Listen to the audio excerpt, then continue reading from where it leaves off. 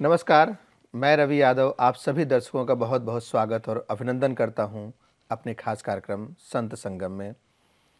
दर्शकों, हर बार की तरह इस बार भी हम लेकर के उपस्थित है आपका खास कार्यक्रम संत संगम।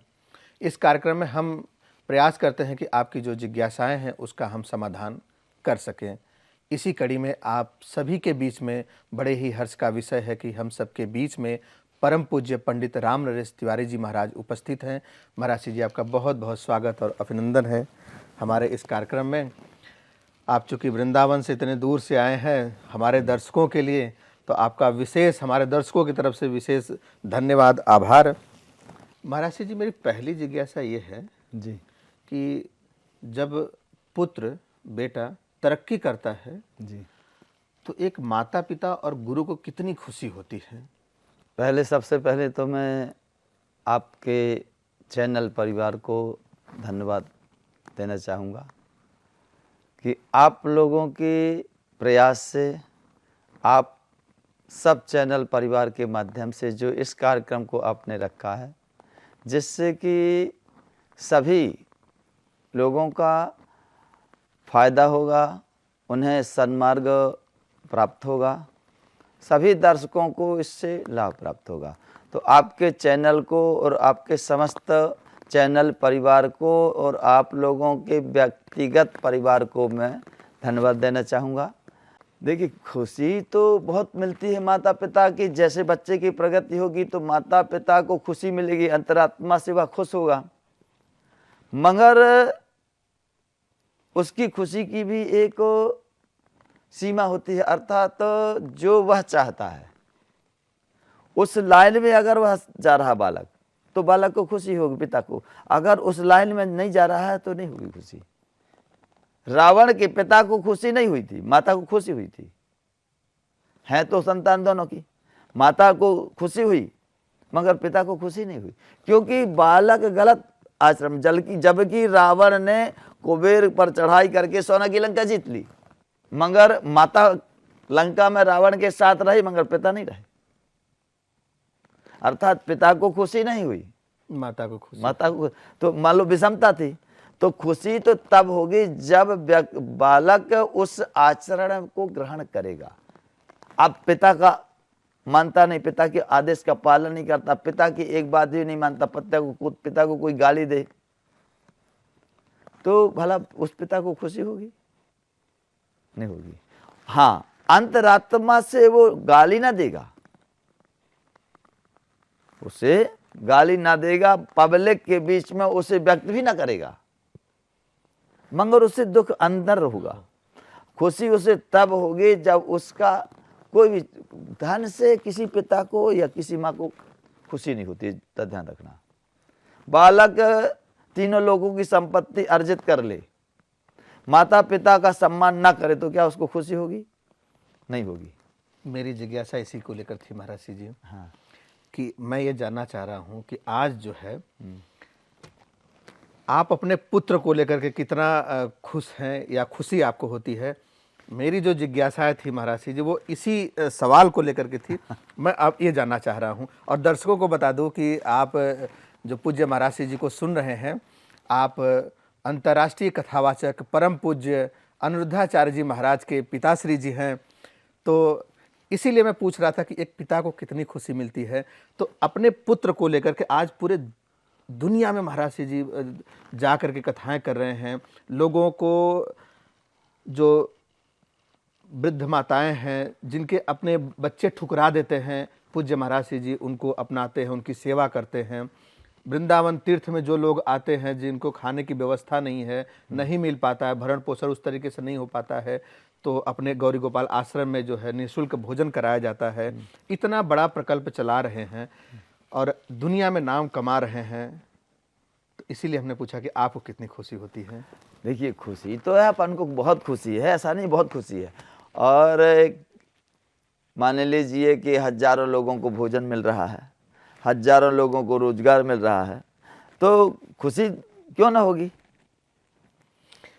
उनको किस तरीके का महाराज जी संस्कार दिए महाराज जी को कि आज इतने दुनिया में अपना नाम कमा रहे हैं, आपका नाम उज्जवल कर रहे हैं, बढ़ा रहे हैं। तो ऐसा क्या आपने संस्कार दिया, बचपन उनका कैसा था, किस तरीके का था, पालन पोषण और शिक्षा दीक्षा कैसी थी, मैं उसी पर जानना चाहूँगा महाराज जी। देखिए, इसमें कुछ तो निजी संस्कार होते हैं, जो प्रारब्ध जिसे कहते हैं, जो पूर्व जन्म में मनुष्य कर्म करता है वो साथ लेके आता है। मेरा जो जहाँ तक मानना है कि एक पिता के विपुल कुमारा, पृथक पृथक गुणशील आचारा। एक पिता के 4 पुत्र हैं, तो चारों पुत्रों को पिता एक सा बनाना चाहता है, एक सी शिक्षा देता है, एक जैसा मानता है, एक जैसा मानता है, प्यार लाड सब कुछ प्यार लाड़ सब कुछ, और खर्चा विद्या अध्ययन कराने में पूरा प्रयास लगा देता है। मगर इसके बाद भी उनकी शिक्षा किसी की पूरी होती है, किसी की अधूरी रह जाती है। एक सी किसी को कुछ भी नहीं मिल पाता। अब इस बात में अगर जैसे लोग कहते हैं कि माता पिता के योगदान से अगर है, तो यहाँ ये प्रकल्प फेल हो जाता पूरा। यहाँ पर वही सत्य होता है कि जो तुमने किया पूर्व जन्म में वह तुम्हारे साथ आया है। तो अभी महाराज जी, अभी थोड़ी देर पहले बता रहे थे कि माता पिता के जो संस्कार होता है बच्चा वैसे ही आगे जाते हैं। अभी आप कह रहे हैं कि प्रारब्ध का फल होता है कि जो बच्चे में आता है। नहीं, प्रारब्ध का फल तो होता ही है, मगर बच्चे के जो संस्कार हैं माता पिता के ऊपर भी निर्भर करते हैं। मगर माता पिता के देखो आचरण आ जाएंगे, मगर आगे जो धन कमाना, वैभव जो प्राप्त होना, या उसकी विद्या या अहंकारी या अनेक जो प्रकृतियां हैं वे तो स्वयं से बनेंगी ना, पूर्व जन्म के अनुसार ही बनेंगी और उसी अनुसार वह कार्य करेगा। जैसी मान लीजिए एक पिता के अनेक कुमार, जैसे हमने बताया, तो एक बड़े पद में चला गया जी, और एक नीचे है, तो अगर एक से दोनों, पिता ने तो दोनों एक से जी संस्कार दिए, सब कुछ दिया, मगर संस्कार के साथ उसका प्रारब्ध भी रहेगा ना। यानी कि दोनों महत्वपूर्ण है महाराज दोनों जी। महत्वपूर्ण। माता पिता का संस्कार भी महत्वपूर्ण है हाँ, और प्रारब्ध भी महत्वपूर्ण है। और मान लीजिए कि देखिए 3 प्रकार के जो कर्म होते हैं, क्रियमाण, संचय और प्रारब्ध। तो प्रारब्ध उसे कहते हैं कि मान लीजिए आपके पास जो बैंक बैलेंस है, बैंक बैलेंस में से आपने निकाल के ले आया खर्च के लिए 1-2 महीने के लिए, और जो वहाँ संग्रह है उसे संचित कर्म कहते हैं, और जो हम कर रहे हैं उसे क्रियमाण कहते हैं। तो भगवान ने जब जन्म दिया है तो उन संचित कर्मों में से कुछ निकाल करके हमारे झोली में डाला, तो वह प्रारब्ध है। तो जो झोली में डाला है भगवान ने, वह तो प्रारब्ध, वह तो मिलेगा ही अगले जन्म में। हाँ, नहीं इसी जन्म में। हाँ, वो इसी जन्म के लिए दिया ना। जब हमारा जन्म हुआ तो जन्म के पहले भगवान ने हमारी झोली में रख दिया है। हाँ, उसके अनुसार हमको चलना है। अब वो प्रारब्ध तो हमें मिलेगा, वो तो जितना दिया परमेश्वर ने उतना मिलेगा ही। अब जो क्रियमाण है, क्रियमाण भी हम उसी के अनुसार करेंगे, आचरण उसी के अनुसार होगा, प्रकृति उसी के अनुसार बनेगी। अब थोड़ा सा संयोग यहाँ जो माता पिता की प्रकृति से मिलजुल होगा, माता पिता की प्रकृति से बालक की प्रकृति से टकराव होकर के मिश्रित प्रकृति बालक की बनेगी। अब क्योंकि अब इसीलिए हम कह रहे हैं कि अब अगर माता पिता के भाव अलग अलग हैं तो माता अपनी ओर खींचेगी, पिता अपनी ओर खींचेगा। तो माता 80% पिता के बालक के पास रहता है, मान लो माता जो है अधिक समय देती है, पिता कम समय देता है, तो उसका अधिक प्रभाव पड़ेगा ना। यानी प्रारब्ध और संस्कार दोनों एक सिक्के के 2 पहलू हैं महाराज जी। हाँ, दोनों काम करेंगे। तो महाराज जी का जैसे बचपन कैसा था महाराज जी? जैसे मान लीजिए शुरू से ही पढ़ने में थे, अच्छे थे, शिक्षा दीक्षा उनकी आपने किस तरीके से करवाई, किस तरीके के? स्वाभाविक है कि बच्चे का पालन पोषण जो होता है वो इतना आसान नहीं होता है, लेकिन पिता कितने भी तकलीफ में रहता हो, लेकिन बच्चे को धूप से बचाता है। धूप से बचाने का मतलब बच्चे को कोई तकलीफ ना होने पाए महाराज जी। तो बचपन कैसा था उनका? बचपन ठीक था। बचपन में क्या है कि देखिए, पहले ट्यूशन व्यूशन तो चलते नहीं थे, बहुत कम चलते थे। तो घर में बैठाल के इनको हम पढ़ाते थे। अब जब जे आगे निकल गए, पढ़ने लगे अच्छे से, तो फिर आगे बढ़ गए। क्योंकि नींव किसी की डाल दी जाए, अगर आपसे पुस्तक पढ़ने में नहीं आ रही, अर्थात तो उसको आप पढ़ नहीं पा रहे हो, तो उसमें आपकी रुचि नहीं बनेगी। अगर वही पुस्तक आप अच्छे से पढ़ के समझने लगोगे तो उस पुस्तक को पढ़ने में आपकी रुचि बन जाएगी। तो इसी प्रकार जब तक बालक को काखा गाघा अंगा पूरा याद ना हो जाए, पुस्तक वो पढ़ने ना लगे, जब पुस्तक वह पूरी पढ़ने लगा, सक्षम साक्षर हो गया, तो इसके बाद उसमें उसकी रुचि बन जाती है। आप पिता का केवल इतना मार्गदर्शन रह जाता है कि खेल में अधिक समय ना दो, पढ़ाई में दो। मगर प्रारंभ में पिता का कर्तव्य होता है कि उसको उस स्थिति तक पहुंचा दे, ताकि वह उस स्थिति में पहुंच जाए कि उसकी रुचि विद्या में लग जाए। मान लो अब जैसे लोग कहते हैं कि पंडित जी हमारा बालक खेल में ज़्यादा मस्त रहता है, पढ़ता नहीं है, तो उसका मूल कारण होता है कि उनके माता पिता ने केवल स्कूल या टीचरों के भरोसे छोड़ दिया है। यदि वह अपने घर में जैसे साक्षर कराएं, अक्षर है, गिनती है, दुनिया है, इनको याद कराएं, तो जब तक बालक पुस्तक उठा के स्वयं पढ़ने ना लगे, तब तक माता पिता को प्रयास करना ही चाहिए। फिर तो निरीक्षण रह जाता है। मान लीजिए बालक पुस्तक पढ़ने लगा, और पढ़ने लगा तो फिर आपको केवल उसकी देखभाल करना है कि पढ़ रहा है या खेल रहा है। तो बीच बीच में जब टोकोगे आप तो पढ़ाई में लग जाएगा। तो पढ़ाई में जब तक उसकी रुचि ना बने, जब उसकी पढ़ाई में रुचि बन जाएगी तो यहाँ ही वहाँ से दिमाग उसका हट जाएगा, पढ़ाई में आ जाएगा। क्योंकि हम समय वहीं देंगे जो हमारे लिए प्रिय लगेगा, जो हमें अच्छा लगेगा, और अच्छा हमें वह लगेगा जिसमें हम अधिक समय देते हैं। अगर हम खेल में अधिक समय देते हैं तो हमें खेल अच्छा लगेगा। हम विद्याध्ययन में अधिक समय देते हैं तो हमें वह अच्छा लगेगी विद्या। क्योंकि हम 12-12 बजे रात तक गणित लगाते थे जब हम पढ़ते थे, कभी कभी 12 बज जाते थे, और हमें सबसे आनंद ज़्यादा आता था हमको मैथ में। पढ़ाई में तो करते थे, पढ़ाई करते थे, मगर सबसे ज़्यादा आनंद हमको मैथ में आता था।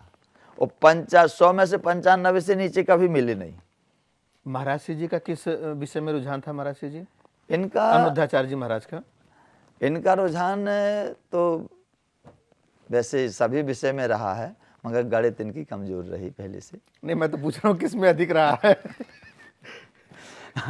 गणित कमजोर, बाकी तो रुझान सभी विषयों में रहा, ठीक रहा। ज़्यादा पढ़ाई में होशियार नहीं रहे, इसलिए तो फिर वृंदावन इनको लाए थे। क्योंकि अब हमारे पढ़ने के बाद या उस समय से फिर गणित या शिक्षा में जो बदलाव हुआ है वो अधिक कठिन हो गई है। जैसे मैथ तो बहुत ही कठिन हो गई है। अभी आज की मैथ अपने समझ से बाहर है। पहले जब हम लोग पढ़ाई करते थे तब अंक गणित, बीज गणित और रेखा गणित, 3 गणित चलती थी अलग अलग। अच्छा, अब इनको पूरा मिश्रण बना करके बीजई कर दिया, पूरा टफ कर दिया है महाराज जी। हाँ। तो जब वहाँ से मूल रूप से तो मध्य प्रदेश के हैं महाराज जी। हाँ। तो वहाँ से जब वृंदावन आए तो क्या महाराज जी को जब लेकर के आए अनुद्धाचार्य जी महाराज को, तो उनके शिक्षा को लेकर के आए महाराज जी, या ऐसे ही आपका आना हुआ वृंदावन? नहीं, उनकी शिक्षा के लिए। मतलब आप वहाँ से मध्य प्रदेश से आए तो महाराज जी के शिक्षा के लिए? नहीं, उनको गांव से अपने घर वहाँ से ला के इनको ललिता आश्रम में विद्या अध्ययन के लिए ही लाए थे, और यहाँ विद्या अध्ययन करने के लिए एडमिशन करा के फिर चले गए थे हम। आप चले गए थे महाराज हाँ, जी? क्योंकि अपना निवास वहीं का है। तो फिर 2-3 साल जो ललिता आश्रम में इन्होंने विद्या अध्ययन किया। इसके बाद अयोध्या चले गए, अयोध्या में भी विद्या अध्ययन किया इन्होंने। तो तो किस क्लास में यहाँ पर महाराज जी पढ़ाई किए थे, वृंदावन में आए थे? देखिए, वृंदावन में जो शिक्षा होती है संस्कृत की, वेदों की, वह दो आधार पर होती है। ये तो होती है निजी ज्ञान के आधार पर, जिसका कहीं कोई एडमिशन नहीं होता है। जैसे हम आप चर्चा कर रहे हैं, आपसे हमने पढ़ लिया, तो इस प्रकार शिक्षा मिलती है। जैसे भागवत का अध्ययन कर लिया, वेदों का अध्ययन कर लिया, कर्मकांड का अध्ययन कर लिया, ज्योतिष का अध्ययन कर लिया, तो एडमिशन कहीं नहीं है, तो वह केवल अनुभव का अध्ययन होगा। और जो एडमिशन करा के तो फिर वहाँ से परीक्षा होगी, तो इन्होंने एडमिशन नहीं कराया कहीं। अच्छा। हाँ, तो इनका जो अध्ययन है निजी अध्ययन है। अच्छा, निजी अध्ययन है महाराज जी। आज बड़े मंच पर महाराज जी आप देखते हैं, जहाँ पर देश और दुनिया के बड़े बड़े संत होते हैं, वहाँ पर महाराज जी को बुलाया जाता है और महाराज जी जाते हैं, और आप ऐसे दृश्य को जब देखते होंगे तो कहीं ना कहीं मन में तो बड़ी प्रसन्नता होगी। प्रसन्नता हो भी क्यों ना, कोई भी दुनिया का माता पिता होगा उसको तो होगा महाराज जी। लेकिन बचपन में आप जैसा बता रहे हैं कि सबसे अधिक उनको बैठा करके पढ़ाना लिखाना आप करते थे, तो उस दिन को याद करते हैं और आज के दिन को देखते हैं महाराज जी, तो मन में किस तरीके के भाव आते हैं? अच्छे भाव आते हैं उसमें। अच्छा है, सब बढ़िया। आप अपना अपना काम आगे करते हैं। नहीं, मैं चाहता हूँ कि उस भाव को हमारे दर्शक भी इस भाव को आपके समझें, वो भी एक आपसे प्रेरणा लें कि हाँ, बच्चों का जैसे एक महत्वपूर्ण बात महाराज जी ने बताया कि देखिए, बच्चों को आप पढ़ने लिखने के लिए किसी भी टीचर, किसी भी ट्यूशन, किसी भी कहीं भी भेजते हैं, वो महत्वपूर्ण हो सकता है, लेकिन उससे भी ज़्यादा ज़रूरी ये होता है कि माता पिता अपने बच्चे को समय दें। जितना ज़्यादा से ज़्यादा समय देंगे वो ज़्यादा ज़रूरी है, ज़्यादा महत्वपूर्ण है। आप किसी भी सानिध्य में ट्यूशन करवाएं, चाहे कोचिंग करवाएं, चाहे स्कूल भेजें, वो तो ज़रूरी है ही, लेकिन उसके साथ ज़रूरी है कि आप जो है अपना भी समय बच्चे को दें, ताकि उनको पता चलना चाहिए कि बच्चे का क्या माइंडसेट बनता है, किस तरीके से किस दिशा में इसको ले जाना है, क्योंकि माता पिता का प्रभाव जो है बच्चे के ऊपर ज़्यादा पड़ता है। ना, हम इसी मैटर में बोल रहे थे कि जैसे आप स्वयं के बच्चों का जो आपने चर्चा की, अगर इसमें अब स्वयं में लेते हो तो मनुष्य के अंतःकरण में अलग अलग भाव उत्पन्न होते हैं।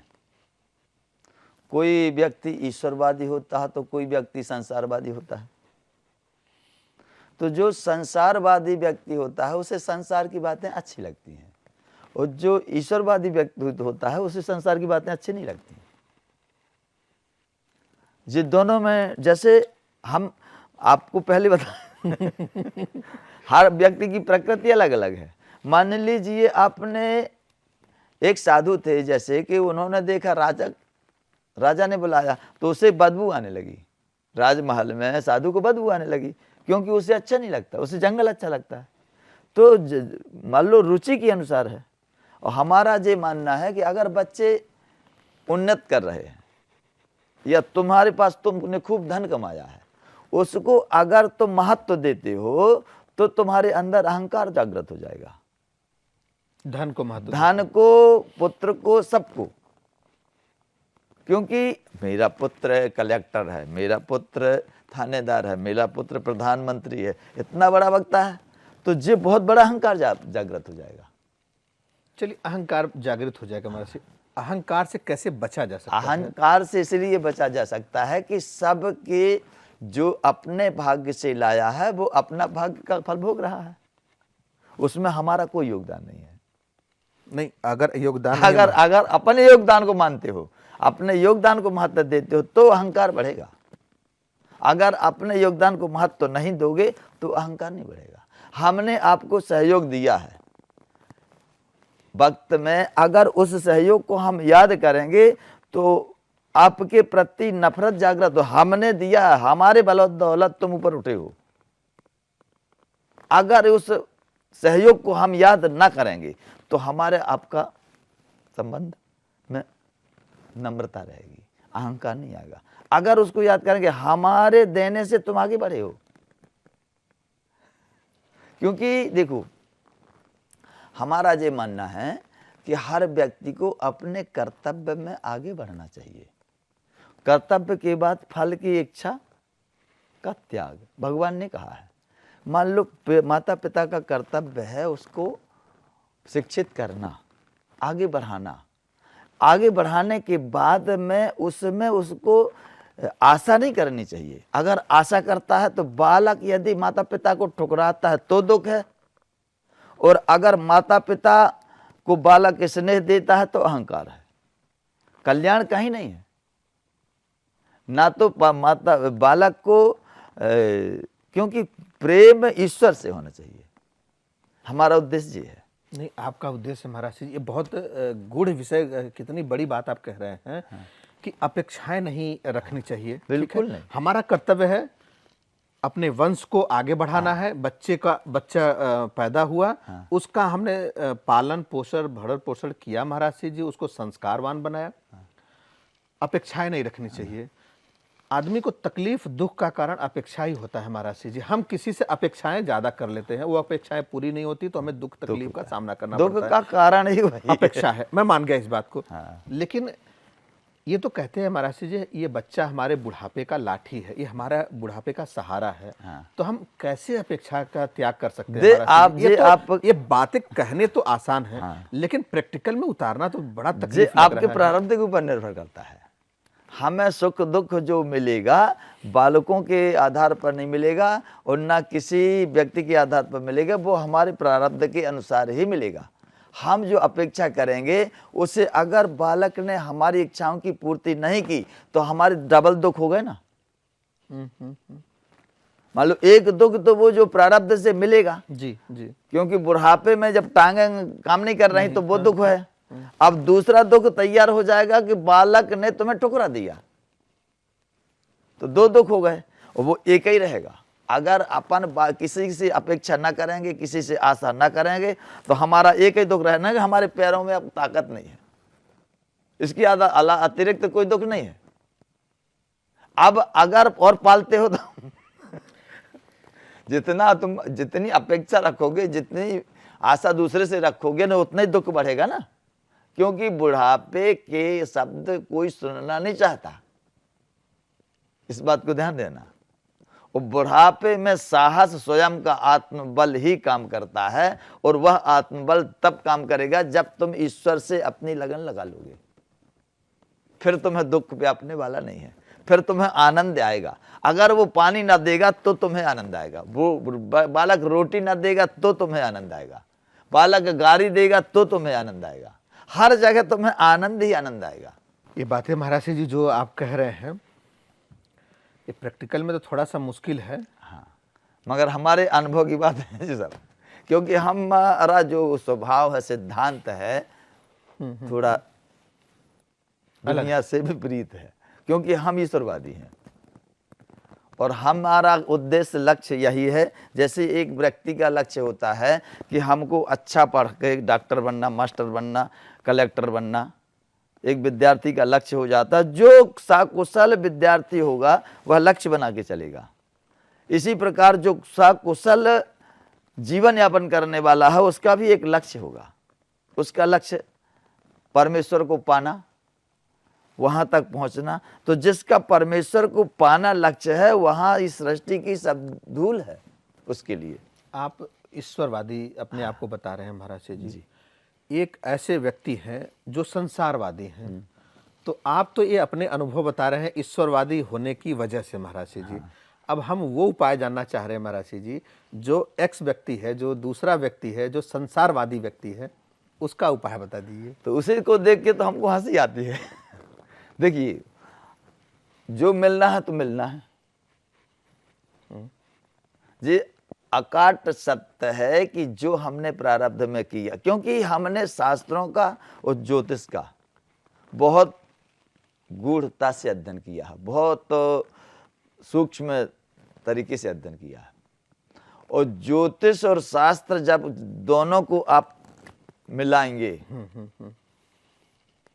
तो तुम्हें पता चल जाएगा कि हम कुछ नहीं कर रहे, वहीं से सब हो रहा है। बिजली करंट वहां से आ रहा है, यहाँ से नहीं आ रहा। हाँ, सदसम चेष्टते स्वस्सा प्रकृति ज्ञानवानपि प्रकृतं यान्ति भूतानि निग्रह किं करिष्यति। भगवान ने गीता में 3 अध्याय के 33वें श्लोक में कहा है, सदृशम चेष्टते स्वस्य। यह चेष्टाएं जो हो रही हैं ऑटोमेटिक हो रही हैं। जिस प्रकार तुम पलक ना चाह के भी उसे रोक नहीं सकते, श्वास क्रिया को तुम ना चाह के भी हम नहीं लेना चाहते तो भी नहीं रोक सकते, लेना ही पड़ेगा, क्योंकि वो जीवन है तुम्हारा। इसी प्रकार हर क्रिया प्रकृति से जो बंधी हुई है, प्रकृति में होती है, वो उसे तुम नहीं रोक सकते हो। इसलिए भगवान ने कहा सदृशम चेष्टते स्वस्य व स्वयं हो रही है। प्रकृति ज्ञानवान अपि, वह प्रकृति के ज्ञान से हो रही, तुम्हारे ज्ञान से नहीं हो रही। इस शरीर में ज्ञान तक जो बुद्धि है वहां तक पूरा प्रकृति का अंश और उसके ऊपर तक है। अहम जो है प्रकृति के अंश में आता है, वहां तक पूरा प्रकृति का अंश है, तो उसके द्वारा सब हो रहे। सदृशम चेष्टते स्वस्य प्रकृति ज्ञानवान अपि प्रकृति यान्ति भूतानि। प्रकृति सभी भूतों को, सभी भूत प्राणियों को, भूतानि यानी सभी प्राणियों को, उनकी क्रियाओं को संचालित करती है। निग्रह किं करस्यति, तुम रोक के क्या करोगे, क्या कहाँ रोक पाओगे तुम? तो इसका मतलब कि हमें सब कुछ ऊपर भगवान के ऊपर छोड़ देना चाहिए, भगवान प्रारब्ध के ऊपर छोड़ देना चाहिए। तुम कर्म करोगे ही, छोड़ोगे भी नहीं, तुम कर्म करोगे ही। मैं कर्म करूंगा महाराज जी, ये भी तो हो सकता है पूज्य महाराज जी कि हम कर्म, जैसे कोई भी व्यक्ति होता है, बच्चा होता है, वो गलत काम करता है, गलत कर्म को करता है, तो माता पिता या समाज उनको जो है उलाहना देता है, उससे रोकता है। तो क्या वो उनके प्रारब्ध में वो गलत काम था? गलत काम प्रारब्ध में था महाराज जी, तो क्या समाज को या माता पिता को वही रोक सकता है? माता, वही हमने जो बताया, माता पिता अगर चाहे तो बालक, जैसे नदी के वेग को तुम बांध नहीं सकते मगर उसे मोड़ सकते हो। केवल अपनी प्रकृति को तुम चाह करके बदल सकते हो, केवल उसे मोड़ सकते हो। जैसे हमें मोटरसाइकिल जिस दिन मिलनी है जी, समझ गए, उस दिन मोटरसाइकिल हमें मिल जाएगी। अब उसके लिए हम 1 महीने पहले से प्रयास करें या अथवा ना करें, वो हमको मिलनी है तो मिल जाएगी। अब जो 1 महीने से हमने दिमाग में लगा रखा है, उसमें तदाकार हो रहे हैं, उसके लिए वह फालतू की चीज़ है। उसके आवाज में अगर हम कुछ दूसरी चीज़ सोचें, ईश्वर के प्रति सोचें, तो हमारे अंतःकरण बुद्धि पवित्र होगी। एक सांसारिक चीजों में करने के साथ साथ महाराज जी ईश्वरवादी होना जरूरी है। अगर देखिए, ईश्वर का तुम सहारा लेते हो तो तुमको कहीं कष्ट का सामना नहीं करना पड़ेगा, दुख नहीं होगा तुमको। जैसे हम यहाँ बैठे हैं तो रामलीला देख रहे हैं, तो रामलीला का पात्र रावण मारा जाता है, तो हम जानते हैं कि रावण मारा गया, मगर हम दुख नहीं मानते जी। इसलिए दुख नहीं मानते कि वह केवल दृश्य है, यथार्थ में नहीं है। इसी प्रकार यह जीवन जो है, भगवान कहते हैं कि यह जो जीवन है वो दृश्य की तरह ही तो है। यह तो शरीर तो एक दिन नष्ट होना ही है। यथार्थ में अगर इसको तुम जान करके उस परमात्मा की ओर जा रहे हो तो तुम्हारा जीवन यथार्थ है, वरना तो सब सृष्टि में है ना। रावण का जैसे आपने बताया महाराज जी कि रावण को मारा जाता है तो हमें दुख नहीं होता है, लेकिन अगर माता सीता जंगलों में भटक रही हैं, अपने बच्चों के लिए जो है लकड़ी काट के खाना बना रही हैं, तो हम आप देखे हैं कि बहुत लोग रोते हैं उस दृश्य को देख करके।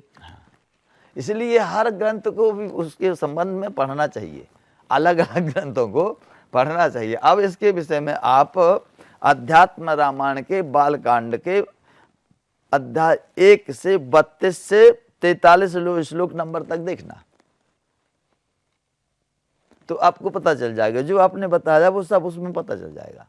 सीता जी ने सब स्पष्ट कहा है कि यह जो हो रहा है, हनुमान जी से कहा है कि यह जो हो रहा है यह मेरे द्वारा हो रहा है, राम के द्वारा नहीं हो रहा। सीता जी ने कहा है। हाँ, और राम भगवान जो है उनके द्वारा कुछ नहीं हो रहा और ना होगा, क्योंकि सब कुछ मैं करती हूं। तो क्या प्रकृति है? प्रकृति 3 प्रकार की होती है। कौन कौन से महाराज जी? जैसे भगवान की एक शक्ति है जिसे योग माया कहते हैं, एक संधिनी शक्ति होती है, एक आह्लादनी शक्ति होती है, एक संवित शक्ति होती है। 3 प्रकार की शक्ति होती है। तो इन 3 प्रकार की शक्तियों से भगवान सृष्टि का परिपालन, संहार और उत्पत्ति तीनों बातें करते हैं। तो जो शक्तियां जहां की है वो अपने अपने काम में लगी हुई हैं। अब भगवान ने अवतार जो धारण किया है तो योग माया का आश्रय लेके, योग माया का आश्रय लेके अवतार धारण करते हैं, अर्थात जो कार्य करती है, क्रिया करती है, योग माया के द्वारा होता है। अब अध्यात्म में चलेंगे तो ना तो ईश्वर का अंश जीव क्रिया करता है और ना ईश्वर से क्रिया होती है, दोनों अक्रिय हैं। अब जब दोनों अक्रिय हैं तो क्रिया कहाँ से होती है? प्रकृति में होती है। तो प्रकृति के द्वारा प्रकृति में क्रिया होती है। अपने केवल कर्म करने के जो प्रकृति को बदलना, सद ग्रंथों का पठन पाठन जो है मनुष्य की प्रकृति को बदल देता है। तो जब प्रकृति बदल जाती है तो स्वभाव बदल जाता है। महाराज जी, इसी से जुड़ा एक जिज्ञासा है, हम चाहेंगे कि इस पर थोड़ा सा हमारे दर्शकों को बताएं आप जी। एक बच्चा जैसे है, पढ़ाई लिखाई करता है, हम उसको कॉन्वेंट में तो एडमिशन करा देते हैं जी। आसपास में जितने महंगा स्कूल होता है उसमें देख करके करा देते हैं कि उसमें पैसा अच्छा जा रहा है तो अच्छा होगा, अंग्रेजी मीडियम में पढ़ाई होती है। इंग्लिश मीडियम पर हम फोकस तो कर रहे हैं, महंगे स्कूल में एडमिशन तो करा रहे हैं, लेकिन उसके साथ आप ग्रंथ की बात कर रहे हैं। वहीं बच्चा कभी हाथ में हनुमान चालीसा या ग्रंथ हम उसको पढ़ते हुए देखते हैं तो हम उसको डांटते हैं कि हम तुम्हें पढ़ा रहे हैं इंग्लिश मीडियम में, तो ये क्या पढ़ रहा है। तो हमें ये लगता है कहीं ये बच्चा हमारा जो है इस तरफ तो नहीं मोल्ड हो जाएगा। तो इसका महाराज जी हमारे कहने का मतलब है कि हमारी ये जिज्ञासा है कि इसको हम कैसे संतुलन बनाएं। महाराज जी हमारे दर्शकों को आप बताएं इसको। देखिए, जब तक हम धर्म से ना जुड़ेंगे, अपने बालकों को धर्म से ना जोड़ेंगे, अपने आप को धर्म से ना जोड़ेंगे, तब तक अच्छे संस्कार। अब मान लीजिए हम अपने धर्म से कैसे जोड़ना है, अपने बालकों को ले करके सुबह शाम भगवान की आरती, भगवान की स्तुति, भगवान से प्रार्थना, और भगवान से प्रार्थना के बाद में उनसे अपने आगे की शिक्षा के लिए, या जैसे वो स्तुति हैं कि हमें ज्ञानी बनाओ, धन, इस प्रकार की जो भावना है उनको प्रकट करना, गुरुओं के पास जाना, गुरुओं का नमन करना। अब माता पिता का कर्तव्य, जैसे मंदिर गए, बालकों को ले गए, बालकों को मंदिरों में दर्शन कराए, वहाँ से प्रसाद ग्रहण किए, फिर उनके विषय में, उस देवता के विषय में जानकारी देना। अब अपने संस्कार, अपनी संस्कृति को आगे बढ़ाने के लिए बालकों को, जैसे घर में बैठ के पूजा करते हैं, तो पूजा करने के बाद 5 मिनट उनके साथ में बैठ करके उस देवता के प्रति उनको जानकारी देना।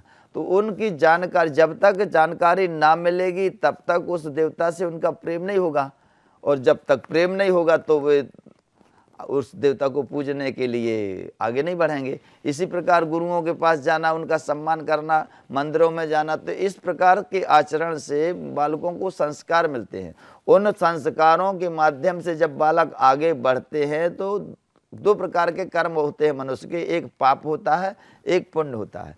तो धर्म से जब जुड़ोगे तो पाप और पुण्य में अंतर समझ में आएगा, और पाप पुण्य में अंतर समझ में आएगा तो आगे, जैसे अब धर्म से जुड़ने के बाद अपन मंदिर जाएंगे तो किसी भिखारी को दान देंगे या किसी असहाय व्यक्ति को कुछ भोजन देंगे। तो इस प्रकार के जब हम आचरण करेंगे तो वह बालक देखेगा, क्योंकि बालक जो होता है जब पृथ्वी में आता है तो उसके दिमाग में कुछ भी नहीं होता, खाली दिमाग होता है। तो बालक अत्यंत शीघ्रता से अपने माता पिता के आचरणों को, उनकी क्रियाओं को ग्रहण करता है तत्काल में। अगर बालक के साथ में आप किसी प्रकार का गलत कार्य करो कि आप वहाँ से हटोगे तो वह लीला बालक करने लगेगा। जैसे 2 बालक जुड़ जाएंगे, आप मंदिर गए अगर और बालक को ले गए मंदिर, मंदिर में दर्शन कराए, वहाँ भिखारी रहे, उनको अपन ने भोजन कराया या उनको कुछ दान दिया या उनका सहयोग किया, अब जब तुम घर आ जाओगे, घर आके अपने ड्यूटी में चले जाओगे और 2-4 जब बालक जुटेंगे तो उसको खेल की तरह उसे तैयार कर लेंगे। मंदिर भी तैयार कर लेंगे, पुजारी भी तैयार कर लेंगे, भिखारी भी तैयार कर लेंगे और उसी में खेलने लग जाएंगे। अर्थात वह संस्कार उनके अंतःकरण में जम जाएंगे। इसी प्रकार यदि आप अपने बालक को लेकर के बैठे हैं और कोई भिखारी आया, और भिखारी आया, आपने उसे डांट दिया या भगा दिया या बोल दिया कि तुम इतना बड़ा शरीर लगाए हो, भीख मांगते हो, जे वो, तो वे संस्कार उसके अंदर पड़ जाएंगे, वह भी उसी प्रकार का आचरण करेगा। इसलिए अपने बालकों को अच्छा बनाने के लिए अपन बालकों के साथ अच्छा कार्य करें। अगर अपन को किसी के साथ गलत भी करना है, उसे डांटना भी है, तो बालक के समक्ष, बालक के होते हुए न डांटें। दूसरी चीज सबसे अधिक महत्व रखने वाली बात होती है परिवार में, जो हमने बताया प्रथम में कि माता और पिता, माता पिता का दोनों का एक आचरण होना चाहिए। कोई आकाश जा रहा, कोई पाताल जा रहा, ऐसा ना हो। पति पत्नी एक नौका है, अगर एक चक्का पीछे जा रहा है, एक चक्का आगे जा रहा, तो गाड़ी जाम हो जाएगी, बालकों की जिंदगी संकट में पड़ जाएगी। तो बालकों को अच्छा बनाने के लिए सर्वप्रथम माता पिता के आचरण एक से होने चाहिए। दूसरा, अगर पति पत्नी में किसी प्रकार का विवाद है, माता पिता या घर परिवार में भी किसी भी प्रकार का विवाद है, तो वह विवाद बालकों के कानों में न जाए। पति पत्नी में है तो पति पत्नी का विवाद इतना सुलझ जा आपस में कि बालकों के कान में न जाए। बालकों के कान में अगर गया तो दोनों के प्रति द्वेष भावना उत्पन्न हो जाएगी और माता पिता के प्रति उनका स्नेह समाप्त हो जाएगा, जो धर्म का प्रथम सीढ़ी है। धर्म की प्रथम सीढ़ी है माता पिता। अगर माता पिता के प्रति विश्वास समाप्त हो जाएगा तो आगे चल के देवताओं के प्रति भी विश्वास समाप्त हो जाएगा। फिर केवल, क्योंकि धन से ही लड़ाई होती है, द्रव्य से झगड़ा होता है, तो किसी न किसी महत्व को लेकर के माता पिता से विवाद हुआ होगा, तो उस जिस वस्तु को लेकर के माता पिता से या अन्य से किसी से विवाद हुआ है, उसका महत्व बालक के अंतःकरण में भी अधिक हो जाएगा। क्योंकि हम माता पिता की सेवा या अपने गुरुओं की सेवा या भगवान की पूजा तब करेंगे जब उनके प्रति हमारे अंतःकरण में अधिक प्रेम होगा। धन से अधिक जब माता पिता के प्रति प्रेम होगा, पत्नी से अधिक माता पिता के प्रति प्रेम होगा, तभी हम माता पिता की सेवा कर पाएंगे। अगर हमारा प्रेम या महत्व हम माता पिता को नहीं दे पा रहे, धन को देते हैं या पत्नी को देते हैं, तो हम माता पिता की सेवा नहीं कर पाएंगे, क्योंकि वह हमारी दृष्टि ही नहीं जाएगी, हमारे आचरण में वे नहीं आएंगे। इसी प्रकार भगवान का भी पूजन, अगर धन का अधिक महत्व है अंतःकरण में, तो भगवान का पूजन नहीं होगा। तो हमारे अंतःकरण में जिन जिन वस्तुओं का अधिक महत्व होता है, उनकी ओर हम आगे बढ़ते हैं। जे एक प्रैक्टिकल अनुभव कहो या शास्त्रों की बात कहो या जो सही बात है उसे मानो, किसी भी तरीके से मानो, सत्य यही है। महाराज जी, जैसे आपने कहा कि एक बच्चा होता है, माता पिता की सेवा करता है, माता पिता को ज़्यादा मानता है, बीवी से ज़्यादा मानता है, तो यही तो झगड़े की जड़ हो जाती है महाराज जी। हाँ। झगड़े की जड़ हो जाती है कि बीवी सोचती है कि माता पिता को मान रहे हैं, हमें नहीं मान रहे हैं। तो अब इसका निराकरण कैसे एक परिवार करे महाराज जी, ये बहुत जटिल समस्या है। आपने माता पिता और बेटे का संतुलन की बात कही महाराज जी। सास बहू और बेटा कैसे संतुलन बनाए, इस पर महाराज जी आप अनुभव या शास्त्रोक्त जो भी हमारे दर्शकों को बताना चाहे महाराज जी। परिवार में जब तक हम अपने कर्तव्य के बाद में अपने अधिकार को पाना चाहेंगे तो कर्तव्य पीछे छूट जाएगा। अगर कर्तव्य को आगे बढ़ा के अधिकार को पीछे छोड़ दें तो समता आ जाएगी। अर्थात कहने का तात्पर्य कि हम परिवार की सेवा तो करें मगर परिवार से कुछ चाहें ना। माता पिता की सेवा तो करें, माता पिता से हमको कुछ अपेक्षा ना होना चाहिए। जैसे हमने पहले बताया था कि माता पिता का कर्तव्य पुत्र को शिक्षित करना, आगे बढ़ाना। तो उसका कर्तव्य पूरा होने के बाद में अब उस माता पिता को चाहिए कि वो बालक से कुछ अपेक्षा न रखे। अगर अपेक्षा रखता है तो उसे दुख भोगना पड़ सकता है। यदि उससे कुछ अपेक्षा नहीं है, किसी भी वस्तु की चाह नहीं है, तो उसे दुख नहीं होगा कभी। तो इसी प्रकार जब तक हम अपने कर्तव्य में आगे बढ़ें और अधिकार को पीछे छोड़ दें तो हमें दुख नहीं होगा, परिवार को भी दुख नहीं होगा। और एक दूसरे के कर्तव्य के पालन करने से दूसरे के अधिकार की स्वतः रक्षा होती है। राजा जब युद्ध करता है एक दूसरे देश के ऊपर, अर्थात चढ़ाई करता है, या कोई देश की में चढ़ाई किया है तो राजा उसका विरोध करता है, अर्थात सेना युद्ध करती है, अर्थात उस देश के समस्त नागरिकों के अधिकार की सुरक्षा करने के लिए करती है। अर्थात हमारे देश के नागरिकों का जो अधिकार है वह सुरक्षित रहे, इसलिए युद्ध होता है। तो इसी प्रकार परिवार में जब तक हम दूसरे के अधिकार की सुरक्षा न करेंगे तब तक कर्तव्य में आगे नहीं बढ़ेंगे। और जब एक दूसरे के अधिकार की सुरक्षा होने लगती है तो हमारे भी अधिकार की सुरक्षा होने लगती है। यदि आप इत्र लेकर के दूसरे के ऊपर छिड़कोगे तो खुशबू तुम्हें भी मिलेगी। अगर जहर छिड़कोगे तो उसका नशा भी तुम्ही को पहले आएगा। तो इस प्रकार यह सृष्टि का नियम है।